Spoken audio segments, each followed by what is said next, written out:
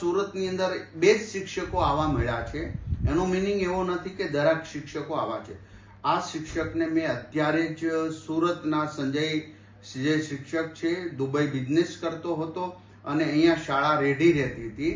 એ કાયદાનો દુરુપયોગ કરી, પોતાને મળેલા હકને દુરુપયોગ કરી, છટકબારી શોધીને આ લોકો આ રીતનું એક ભ્રષ્ટાચાર ઉપરનું એક સ્ટેપ છે. કારણ કે બાળકના વિદ્યાર્થીના શિક્ષણ ઉપર આની અસર થતી, તો એને સસ્પેન્ડ કરી દઈએ છીએ. આખા વર્ષ દરમિયાન અમે જે અભિયાન ઉપાડ્યું હતું એમાં કુલ 60 આવા લોકો નીકળ્યા હતા જે વિદેશ જતા હતા. એ તમામને બરતરફ કરી દેવાની ત્યારે પણ સૂચના આપી હતી ને હજી ગુજરાતની અંદર આની દરેક જિલ્લા શિક્ષણ અધિકારીઓને તપાસ સોંપી દીધી છે. લગભગ સંપૂર્ણપણે કોઈ જિલ્લાની અંદર આવું હવે બાકી નથી.